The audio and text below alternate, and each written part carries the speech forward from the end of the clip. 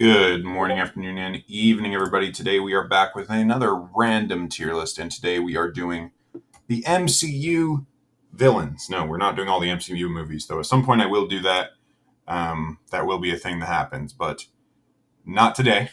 We're going to do just the villains from the MCU, and as usual, this will probably not have all of them. In fact, I can see it doesn't have the villain from Shang-Chi. But it has most of them. It has all of them up until, I guess, Endgame. So, yeah.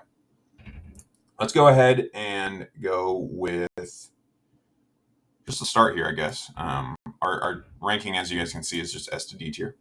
First, we have Abomination. Abomination is a C tier villain. I liked how he was animated.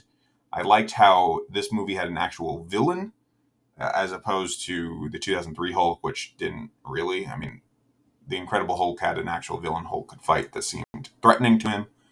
But really, Abomination just brings that to the table, right? He's just a big muscle guy. So,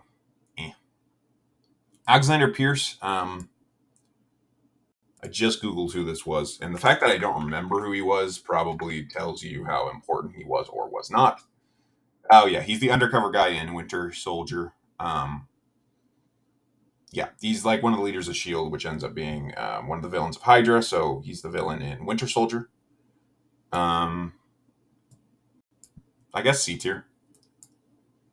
I mean, like the concept that there's this big undercover person in Shield is good, but the fact that I forgot who he was probably means he wasn't that memorable. Though it has been a minute since I've seen that movie, so that might be incorrect. I don't know. Let me know what you guys think. I'm gonna put him in C tier though. In A tier, we have Dormammu. The phrase "Dormammu, I've come to bargain" is excellent, and just the threateningness of Dormammu as a villain was very cool. Doctor Strange was an excellent movie. So I'm going to go ahead and put that in A tier. Another villain I'm going to put in A tier is Ego. Peter Quill's dad, I think, was a very good villain. The twist that he ends up being the villain in Guardians of the Galaxy 2 is a very, very good one. I like how he is portrayed and just everything about it. I'm a big, big fan of that. Ghost, I think, is also a very good villain. She's kind of like that reluctant villain. I think her powers and how she's portrayed is very good. That she's, as I said, reluctant. She's not evil, malicious, or whatnot. This being in Ant-Man 2, Ant-Man and the Wasp. So it's going to be A tier for me as well. Justin Hammer is B tier for me. He is better than Alexander Pierce, but still not, going to be super, super memorable here. I mean, he's just a rich guy who manipulates things to try to, take out Tony Stark. So I'm going to be B tier for me. Hela is going to be our first S tier villain here. I thought she was amazing in Ragnarok. She was a legitimate threat from just the moment she entered the screen, as everybody said she was going to be. Right? Like everybody's like, oh yeah, like don't let Hela go. I don't know about everybody. I think Odin said it, but you guys get my point. She was an immediate villain from the first moment, and Thor couldn't even beat her. Even in the end, it took the big lava colossus demon thing. Right, so Hela, S tier. Ironmonger is going to be C tier. It's just Tony Stark's original suit, upgraded and whatnot. It was good for a origin story video. It's good, but going to end up in C tier for me. Caecilius, I think it was a good villain. The fact that you kind of don't know what's going on with him, right? Like you don't know if he's actually right. Doctor Strange still figuring out what is going on in this universe and whatnot. I think he was a good villain.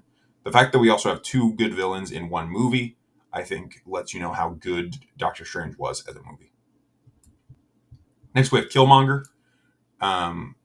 Killmonger was the villain from Black Panther. I'm just making sure about that. Played excellently in this movie by Michael B. Jordan, and not much else to say. I mean, he's a legitimate threat. He legitimately beats Black Panther, takes him out. He's portrayed as a no-nonsense guy. He's definitely better than Ghost. I think he is better than Caecilius and Dormammu as well. I'm going to go ahead and put him right here in A tier underneath Ego. I think that's where I put him. Loki is also going to be S tier and S tier over Hela. Um, just so versatile as a villain, being able to be the main villain, very threatening, and also being able to be an anti-hero. Gonna end up putting him in S tier there. So much going for that character. So many facets of his personality. I think this also tells you how good the Thor universe has been, with the exception of somebody I'll get to in a minute. That we have Hela and Loki, two siblings of Thor, being S tier villains. Next, we have Malekith. In general, Thor 2 sucked, in my opinion. Thor 2, The Dark World, or whatever the movie was called. I didn't see the fact that I don't know is yeah. Malekith, not very memorable at all. I have to Google who he was. He's the leader of the Dark Elves in Thor 2, which is not a very good movie. Red Skull, I'm going to put in B tier. Um, I'm not a huge fan of the original Captain America movie because it's very, very much an origin story. There's not a lot going on in it. And I don't think Red Skull is as threatening. The fact that they end up killing Moff is a little disappointing. I'm going to put him in B tier here. Ronan, I actually thought was a really good villain. Over Ghost, I think.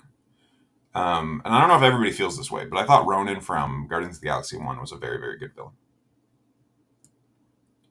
Next, we have Sonny Birch. Sonny Birch was very annoying to me. I'm going to put him in C tier. I think that was kind of the point that he was going to be so annoying. But the whole thing was like he wasn't very threatening, right? Like he was just persistent and annoying in his pursuits.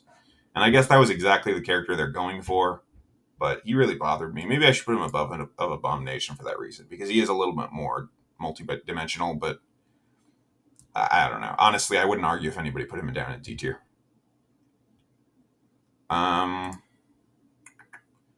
Add a row above. Thanos. Yeah, Thanos gets his own tier here. The absolute greatest villain that movie, not movie cinema, but superhero movie cinema has ever seen. In my opinion, like just you get to the point where you almost want him to win on some level because of how he describes it, and he's almost a reluctant hero at times, or I'm sorry, a reluctant villain at times, as Ghost was, but to a much more degree, and then he wins. Thanos is his own tier. You can't put him anywhere else. The other villain that is absolutely amazing is Ultron. Ultron easily over Loki and Hela. Ultron almost ending up in this next tier himself. I thought he was an amazing villain. Fantastic backstory, how he's created. Fantastic voicing and lines. Everything about this villain is fantastic. I actually wish they hadn't killed him. I wish they had, spread him out to a couple more movies, but I understand why they did. Next, we have Vulture. I actually think Vulture is an S tier villain. A little bit better. He's kind of on the same level here as Killmonger and Ego for me. Multifaceted villain, threatening, very well acted, very well played. And I think that I like Spider-Man more than... I was going to say I like it more than Guardians 2 and Black Panther, but all the three of those movies are very good. Are very good. So, yeah, I might end up having to move these, but these three are very, very close to me. They're very clearly a tier above Dormammu and these guys. Okay, we'll come back to this. We'll come back. We might have to adjust some things. Whiplash was fine. I liked how he was played. I liked how they did his suit and his armor and stuff, and the fact that he attacks Tony while he's racing was pretty cool. But there's not a whole lot to him, right?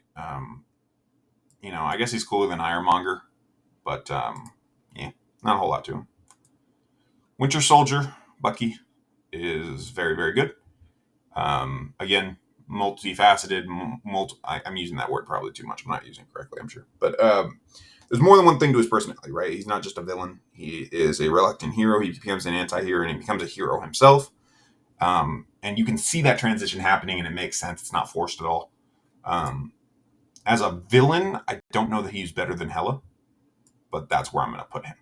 There. Next, we have Yellow Jacket. Yellow Jacket is the villain from the original Ant-Man. I thought the transforming and stuff was cool. The fact that he had like similar powers to Ant-Man was cool, along with more because he could, he had the stingers and stuff. We're gonna go ahead and put him in B tier, bottom of B tier here, right around the level of Red Skull, Justin Hammer. Next, we have Yon-Rogg, who the fact that I don't know is probably a bad thing. Is this the villain from Captain Marvel? Yes, the villain from Captain Marvel. Okay. I actually do like him more than I thought I did. I'm going to put him at the top of B tier. He's better than Justin Hammer for sure. I'm not sure he's better than Ghost. So that would be my. Yeah. And next we have Zemo, who I think has played excellently. I feel like they really, really could have done a lot more with Zemo. But he does get more screen time over the years than some of these other villains as well. So we're going to go ahead and put Zemo at the very. I think Zemo is better than Ghost. So we'll put Zemo here, right between Ronan and Ghost. And now, if I assess our lists here, like I said, there is definitely a tier shift here between Vulture.